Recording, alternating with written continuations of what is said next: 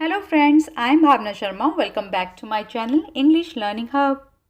So friends, आज का हमारा जो टॉपिक है वो है पास्ट टेंस, जिसे हम हिंदी में बोलते हैं भूतकाल। भूतकाल से मेरा मतलब है बीते हुए समय में किए गए किसी कार्य को हम भूतकाल यानी पास्ट टेंस की कैटेगरी में डालते हैं। और जब भी इससे रिलेटेड कोई सेंटेंस बनाए जाते हैं तो उसमें आ, ई, ए या फिर लिया, दिया, आया, गया आदि जैसे शब्द आते हैं। उदाहरण के तौर पर मैंने खाना खाया, उसने किताब ली, मैंने पढ़ाई की, वह वहाँ गया, मैं शिमला गया, मैं शिमला से दिल्ली आया आदि। फ्रेंड्स, इस बात का आपको ध्यान रखना है कि सेंटेंस के एंड में कभी भी था, थे, थी जैसे शब्द नहीं आएंगे।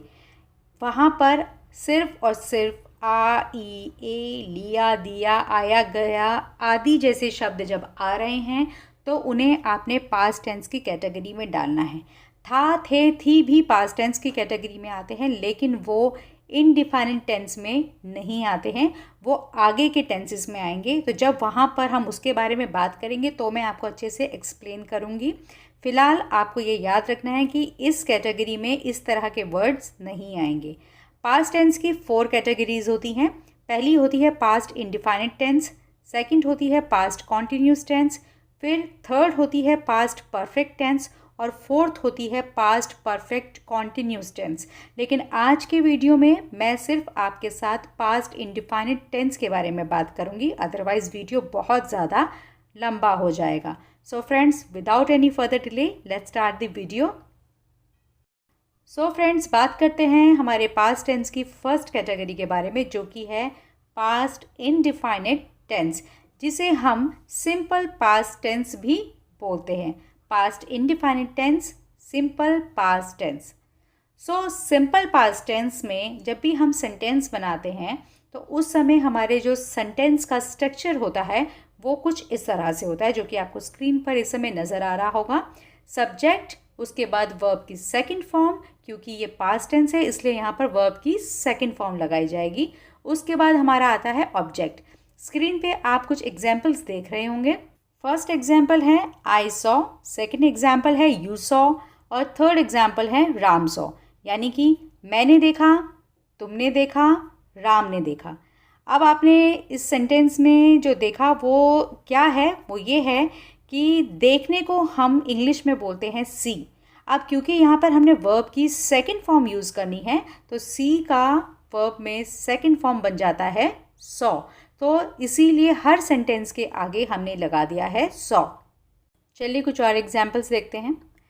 पिछले एग्जाम्पल में मैंने आपको वर्ब की सेकंड फॉर्म के साथ ऑब्जेक्ट मेंशन नहीं किया था, लेकिन इस एग्जाम्पल में आप देखेंगे कि आपको सब्जेक्ट प्लस वर्ब की सेकंड फॉर्म के साथ ऑब्जेक्ट भी मेंशन है। जैसे कि हमारा पहला एग्जाम्पल है आई सॉ अ पीकॉक। यहाँ पर आई कौन हो गया, मैं, यानी कि सब्जेक्ट। और देखने को हम इंग्लिश में बोलते हैं सी, लेकिन यहाँ पर हमने वर्ब की सेकंड फॉर्म लगानी है तो सी का सेकंड फॉर्म जो हो जाएगा वो है सॉ। आई सॉ, और मैंने क्या देखा, एक पीकॉक, तो ऑब्जेक्ट यहाँ पर क्या हो गया, पीकॉक। सो सेंटेंस बनेगा आई सॉ अ पीकॉक। दूसरा एग्जाम्पल देखते हैं। श्रुति एट अ पिज़्ज़ा। अब श्रुति जो है वो यहाँ पर एक सब्जेक्ट है, सो श्रुति हम एज ए सब्जेक्ट यहाँ पे मेंशन कर रहे हैं और उसने खाया है पिज़्ज़ा।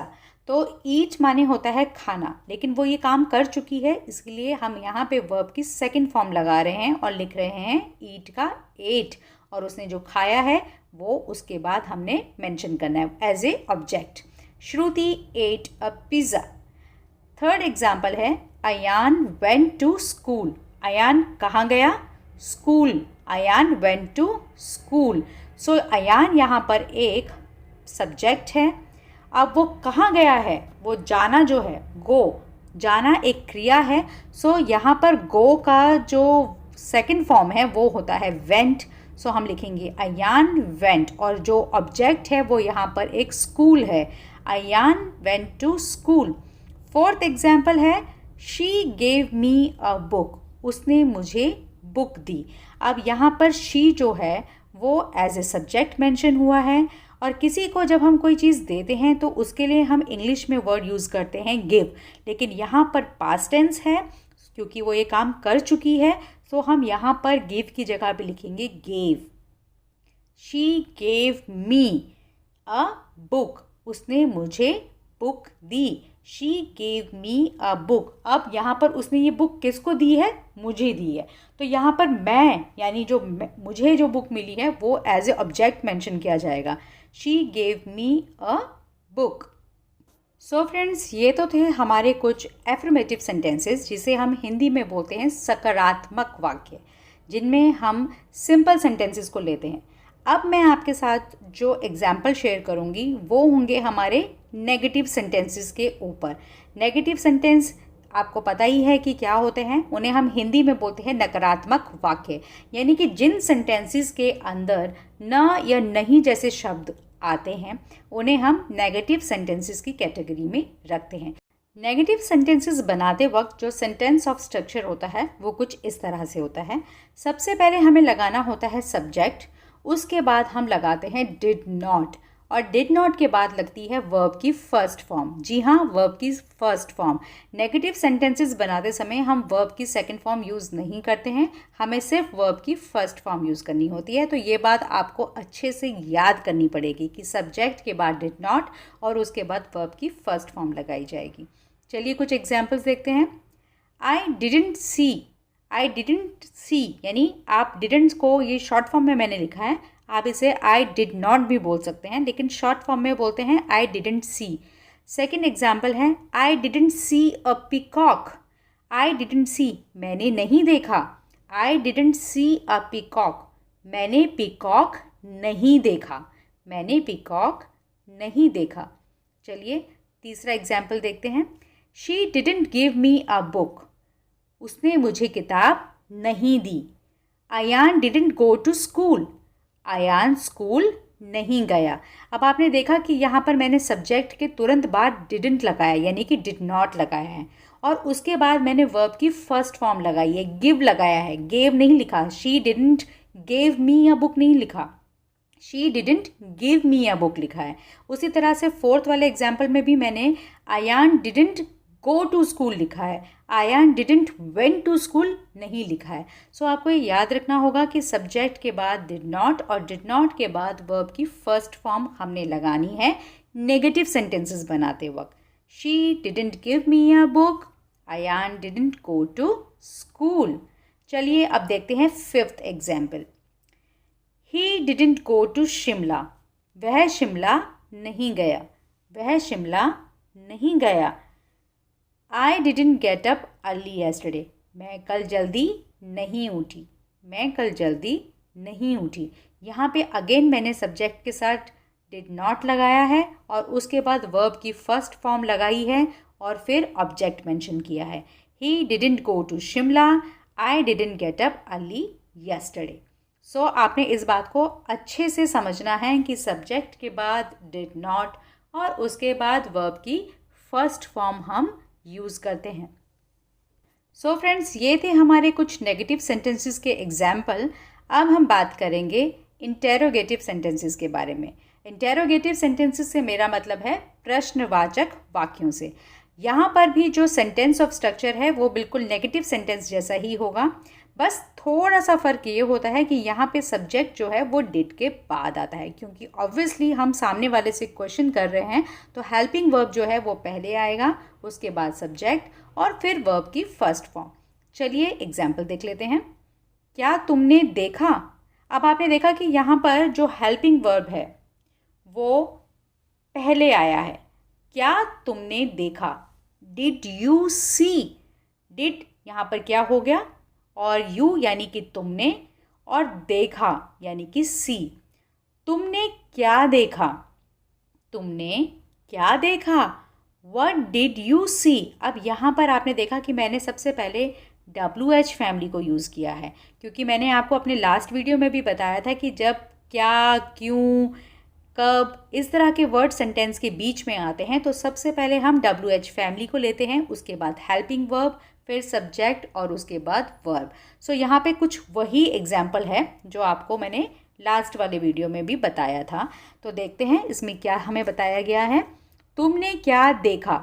अब तुमने यहाँ पर जो है क्या देखा ये सवाल पूछा जा रहा है, तो हम लिखेंगे व्हाट, क्योंकि क्या जो है वो सेंटेंस के बीच में आया है, तो सबसे पहले हम यूज़ करेंगे WH फैमिली। तुमने क्या देखा। What did you see. What did you see. So friends, आपको ये बात अच्छे से ध्यान रखनी होगी कि जब सिंपल सेंटेंसेस बन रहे होंगे इंटेरोगेटिव में, तो आपने डिड, सब्जेक्ट और वर्ब की फर्स्ट फॉर्म लगानी है। लेकिन अगर किसी भी सेंटेंस के बीच में कब, क्यों, कहाँ, कैसे इस तरह के वर्ड्स आते हैं, तो सबसे पहले WH फैमिली, उसके बाद डिड, क्योंकि ये एक पास्ट टेंस है इसलिए हमने यहाँ पर डू ना लगाकर डिड यूज़ करना है। डिड हेल्पिंग वर्ब है, हम वो WH फैमिली के तुरंत बाद लगाएंगे और उसके बाद हम यूज़ करेंगे सब्जेक्ट और वर्ब की फर्स्ट फॉर्म। नेगेटिव और इंटेरोगेटिव सेंटेंसेस बनाते वक्त हमने सिर्फ वर्ब की फर्स्ट फॉर्म यूज़ करनी है। ये बात भी आपको अच्छे से ध्यान रखनी होगी, अदरवाइज सारा सेंटेंस गलत हो जाएगा, चाहे हम वो नेगेटिव सेंटेंस बनाएं चाहे फिर वो एक इंटेरोगेटिव सेंटेंसेस हो। तो वर्ब की फर्स्ट फॉर्म लगेगी, ये आपने याद रखना है। चलिए कुछ एग्जाम्पल्स देख लेते हैं इंटेरोगेटिव सेंटेंसेस के। Did she give you a book. Did she give you a book. क्या उसने तुम्हें किताब दी।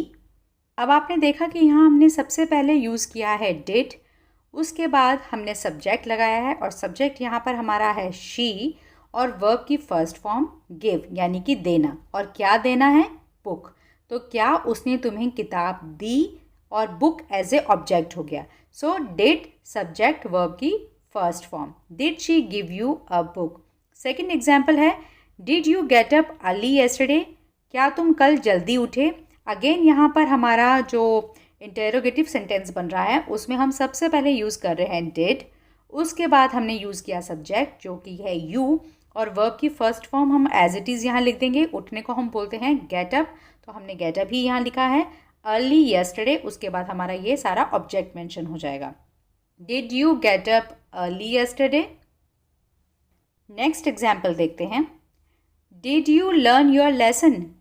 क्या तुमने अपना पाठ याद किया। Did you learn your lesson. Again यहाँ पे सबसे पहले हमने डिड लगाया है क्योंकि हम क्वेश्चन पूछ रहे हैं, उसके बाद सब्जेक्ट जो कि यहाँ पर यू है, और learn as it is verb की फर्स्ट फॉर्म है तो हम यहाँ पर लिख देंगे, और उसके बाद हमारा आ गया object. Did you learn your lesson. Number 4, did he right a story. क्या उसने स्टोरी लिखी। तो डिड लगाया, सब्जेक्ट हो गया यहाँ पे हमारा ही, और वर्ब की फर्स्ट फॉर्म लिखना यानी कि राइट, और स्टोरी एज ए ऑब्जेक्ट हो गया।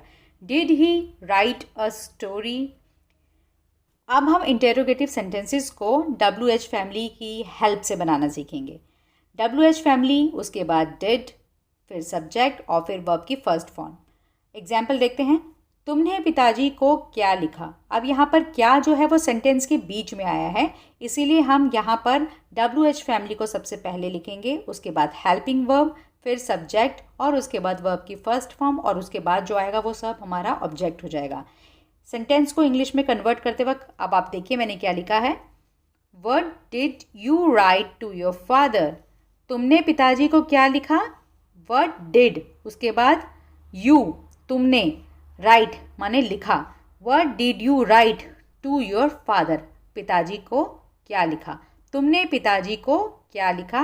What did you write to your father. दूसरा एग्जाम्पल देखते हैं।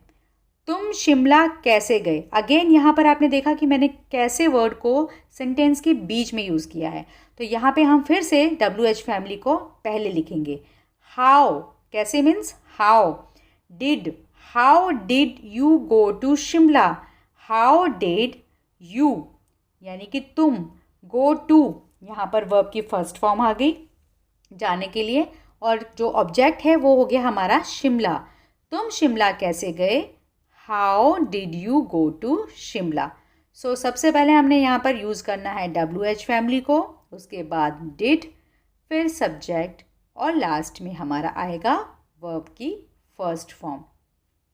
How did you go to Shimla. Next example है what did you say. What did you say, तुमने क्या कहा, तुमने क्या कहा। सो सेंटेंस ऑफ स्ट्रक्चर क्या बना, सबसे पहले हमने यूज़ किया WH फैमिली को, उसके बाद हमने यूज़ करना है डिड को, फिर सब्जेक्ट और फिर लास्ट में वर्ब की first form. What did you say, तुमने क्या कहा। WH फैमिली मैंने सबसे पहले लिखा है, उसके बाद मैंने लिखा है डिड, उसके बाद सब्जेक्ट जो कि है यू और वर्ब की फर्स्ट फॉर्म लिखी है से, यानी कि कहना। तुमने क्या कहा, व्हाट डिड यू से।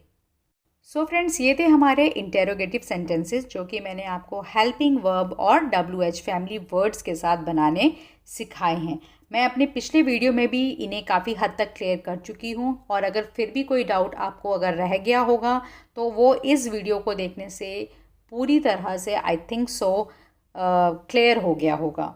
सो आज की वीडियो में आपने जो सीखा वो था पास्ट इनडिफाइनेट टेंस, जो कि बहुत ही सिंपल टेंस होता है, बहुत ही आसान होता है, कोई भी बहुत ही इजीली इसे समझ सकता है। सो आज का वीडियो आपको कैसा लगा, आपको समझ में आया कि नहीं आया, अगर आया तो कितना अच्छा लगा, कमेंट सेक्शन में प्लीज़ मुझे बताइएगा। अगर नहीं समझ में आया तो क्या समझ नहीं आया, प्लीज़ उसका रीज़न भी मुझे दीजिएगा, ताकि मैं आपके वो जो सारे डाउट्स हैं वो क्लियर कर सकूं।